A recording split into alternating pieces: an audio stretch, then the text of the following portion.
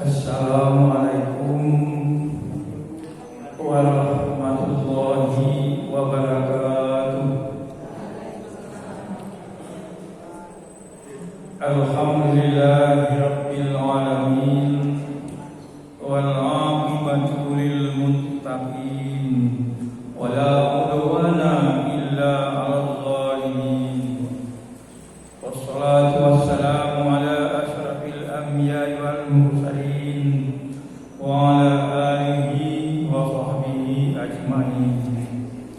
Ibu bapak jamaah Masjid Babul Jannah yang dimuliakan Allah, mari kita awali kajian malam ini seperti biasa dengan membaca ta'awuz, basmalah, syahadatain atau dua kalimat syahadat dan seterusnya. Mari kita mulai Bapak Ibu. A'udzu billahi minasy syaithanir rajim. Bismillahirrahmanirrahim. Asyhadu an la ilaha illallah wa asyhadu anna Muhammadar Rasulullah.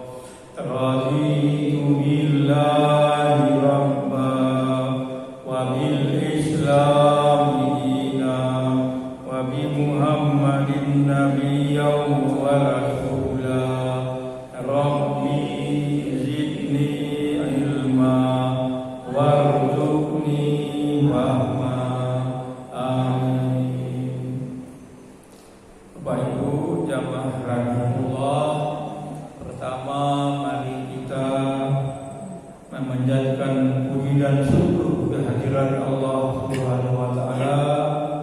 Hari ini kita dapat melaksanakan sholat maghrib berjamaah diteruskan dengan kajian hadis.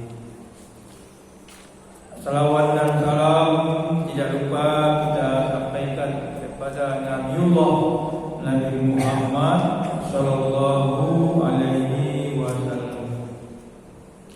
Sering saya menyampaikan Rasulullah sallallahu alaihi wasallam itu rindu, kangen kepada kita.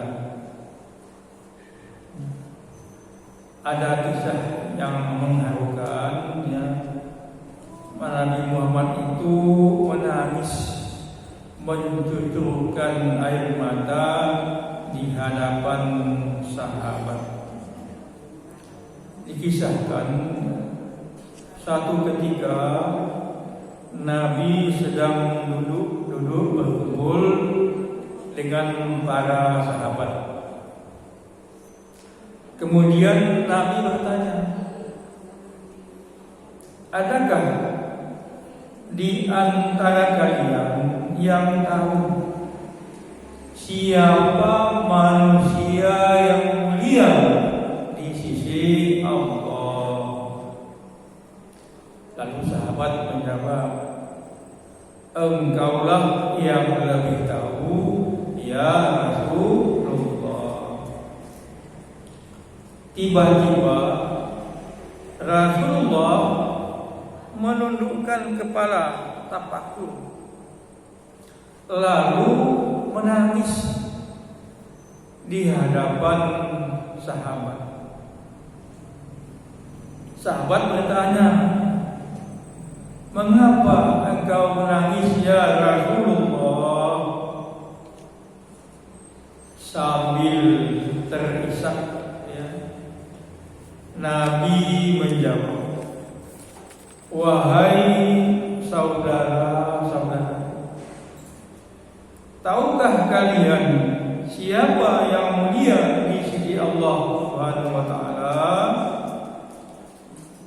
Mereka adalah orang-orang yang akan lahir jauh setelah aku wafat. Mereka tidak pernah memandangku, mereka tidak pernah melihat wajahku, mereka tidak hidup dekat denganku seperti kalian. Namun mereka begitu rindu kepadaku. Maka saksikanlah, wahai saudara-saudaraku, aku pun rindu kepada mereka. Dan mereka yang muda itu adalah umat-umatku, umat Islam. Bapak Ibu, yang termasuk kita ini yang hadir di Masjid Bapujana ini adalah umat Islam. Jangankan kita manusia biasa, Nabi saja, Nabi Musa sudah Nabi, Rasul, masih kepingin menjadi umat Nabi Muhammad. Hari saya lupa entah Pak Dianto atau Pak Umar ya, tidak masalah ya. Nabi Muhammad itu naik ke Sidratul Muntaha yang tidak bisa malaikat menemani. Artinya apa? Manusia, khususnya Nabi Muhammad, adalah makhluk yang mulia dibanding yang lain-lain. Malaikat saja tidak sanggup, apalagi yang lain-lain. Tapi mohon maaf Bapak Ibu, manusia kalau ingkar kepada Allah, jatuh martabatnya lebih hina dari maaf hewan. Tergantung manusianya. Bapak Ibu rahimahullah ya. Kemudian sebelum saya lanjutkan ya, yang 2 hari 2 kali berturut-turut istirahat, sebab saya menerangkan tentang zikir dan doa setelah sholat. Malam ini saya lanjutkan menyampaikan cara sholat wajib. Namun mohon maaf, perkenankan saya menyampaikan dulu cara membaca dan memahami buku HPT ini yang sudah saya bagi-bagikan. Di sini khususnya cara sholat wajib. Nah, cara sholat wajib dan lain-lain ini yang ada dalam buku Bapak Ibu ya, halaman pertama itu diputuskan dalam Muktamar Muhammadiyah di Solo tahun 1929, belum Indonesia merdeka. Artinya 1 tahun setelah ada Sumpah Pemuda. Bapak Ibu ya, jadi tahun di awal abad ke-19 itu di Nusantara ini bahasa yang digunakan pengantar dalam pergaulan sehari-hari yang sifatnya resmi itu bahasa Melayu. Nah, maka tahun 28 itu kita kan resmi satu bangsa, bangsa Indonesia, satu bahasa, bahasa Indonesia, atau tanah air Indonesia. Makanya dalam buku ini tidak seperti buku biasa, masih bentuk keputusan, dan keputusannya itu aslinya bahasa Arab. Bahasa Arab baru kemudian diterjemahkan ke dalam bahasa Indonesia. Maka namanya himpunan putusan tadi. Bapak Ibu rahimahullah ya. Saya bacakan dulu contoh ya, contoh. Bapak Ibu monggo dilihat dulu cara sholat wajib. Saya mau ulang dulu, ini sekedar untuk memberi contoh. Bila kamu hendak menjalankan sholat, maka bacalah Allahu Akbar. Nah, setelah itu ada angka 1. Angka 1 itu maksudnya dalilnya. Dalilnya di mana? Satu situ dalil nomor 1 halaman 85. Nah, kita buka halaman 85. Judulnya Al-Adillah, alasan atau ada dalil nomor 1. Menurut hadis sahih yang diriwayatkan oleh Abu Dawud dan Tirmidzi, kunci atau pembuka sholat itu wudu. Kemudian permulaannya takbir dan penghabisannya terakhirnya salam. Nah, ini dalilnya. Jadi begitu, Bapak Ibu, begitu caranya membaca buku HPT ini. Sudah sudah paham sampai seterusnya. Pokoknya kalau ada nomornya berarti itu dalil. Kita buka nomor dalil yang ada. Kemudian terakhir saya sampaikan ya, cara sholat wajib ini nomor 8, lalu membaca Al-Fatihah, itu terakhir. Nah, sekarang saya lanjutkan nomor 9.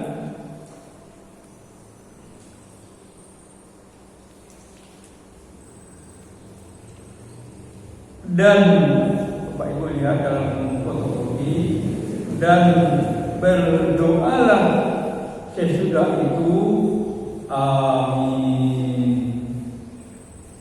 dalam kurung 10. Nah, 10-nya itu dalilnya. Sebelum saya bacakan dalilnya, mohon Bapak Ibu ya, aminnya makmum itu setelah aminnya imam. Tidak boleh makmum mendahului imam. Sering kita dengar anak-anak biasa yang belum paham, amin, makmumnya belum sampai di pertama. Yang kedua, aminnya imam itu tidak sama-sama juga dengan makmum. Tapi aminnya imam duluan, amin, baru di belakang amin. Bapak Ibu mungkin sudah sering ya lihat di YouTube imam Masjidil Haram, Masjid Madinah, setelah baca waladdallin amin, duluan imamnya, baru nanti makmumnya amin.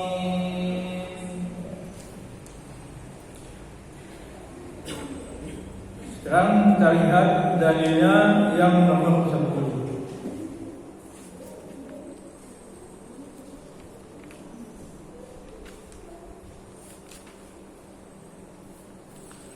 Halaman 88. Maaf, halaman 89. Saya bacakan saja artinya. Mengingat hadis Abu Hurairah radhiyallahu anhu bahwa Nabi sallallahu alaihi wasallam bersabda, apabila imam membaca amin, maka kamu hendaklah pula membaca amin. Karena sesungguhnya barang siapa yang bacaan amin bersama aminnya malaikat, berarti malaikat juga ikut membaca amin. Bapak Ibu, dah saya sampaikan, ini majlis zikir, ada di sini malaikat ikut bersama kita. berzikir mengagungkan nama Allah. Tentulah diampuni dosanya yang telah lalu. Fadilah kita membaca amin itu enggak takut-takut dosa kita diampuni. Dan hadis dari Abu Hurairah juga, hadis yang kedua, bahwa Rasulullah Shallallahu Alaihi Wasallam bersabda, apabila salah seorang di antara kamu membaca amin, sedang malaikat di langit pun membaca amin pula, dan bersamaan keduanya, maka diampunilah ia dari dosanya yang sudah diriwayatkan oleh Bukhari dan Muslim. Dan dalam hadis riwayat Muslim ada tambahannya. Tambahannya apa? Apabila salah seorang di antaramu membaca dalam sholatnya. Berikutnya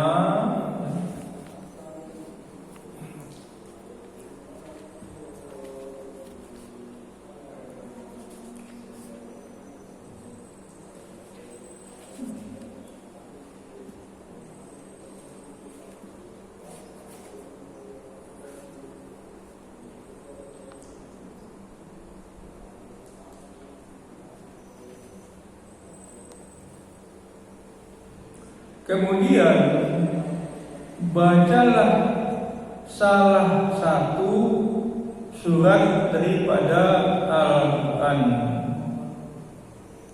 Saya langsungkan saja sampai 12 nanti baru baca dalilnya, dengan diperhatikan artinya dan dengan perlahan-lahan. Jelas apa Ibu ya? Membaca surat dari Al-Quran dengan diperhatikan artinya dan dengan perlahan-lahan. Nah, ini Bapak Ibu anjuran kepada kita untuk sinau belajar. Umpamanya Mas Umar atau Mas Supri baca ayatnya, apa yang biasa di rumah kita buka-buka, oh artinya ini tuh, walaupun hafal arti secara bahasa, tapi kita tahu maknanya surat yang dibaca oleh imam. Kita baca dalilnya 11 dan 12.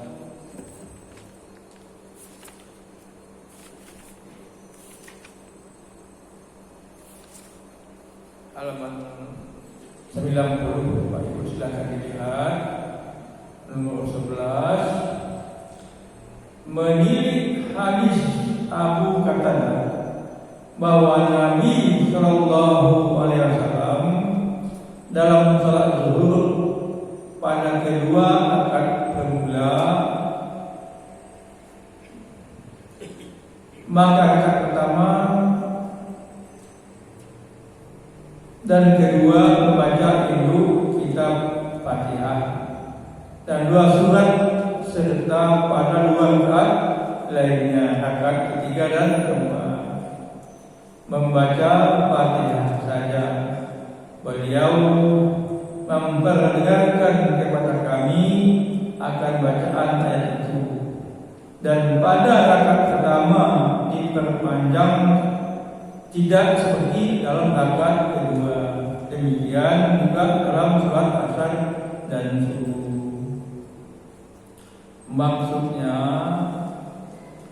kalau insya Allah nanti sholat Isya yang dibaca zahar Al-Fatihah dan surat hanya rakaat pertama dan rakaat kedua. Rakaat ketiga keempat baca Fatihah tapi tidak lagi membaca surat.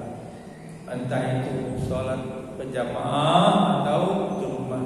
Pokoknya yang dibaca surat itu hanya rakaat pertama, rakaat kedua. Yang kedua, surat yang dibaca rakaat pertama itu lebih panjang dibanding surat yang dibaca rakaat kedua. Umpamanya tadi saya akan baca alam nasrah, Wadduha. Kemudian saya baca alam nasrah. Wadduha lebih panjang dari alam nasrah. Tuntunannya, umpamanya saya baca rakaat pertama Wadduha, rakaat kedua saya baca sabis, bukan begitu. Jadi rakaat pertama panjang, rakaat kedua agak pendek di bawahnya. Contoh lagi Bapak Ibu ya. Sunnah Nabi itu kalau sholat Jumat dan sholat 2 hari raya dibaca rakaat pertama itu sabihis. Rakaat kedua apa? Hal ataka itu tuntunannya. Tapi Bapak Ibu mohon maaf, tidak wajib. Artinya apa? Ada imam membaca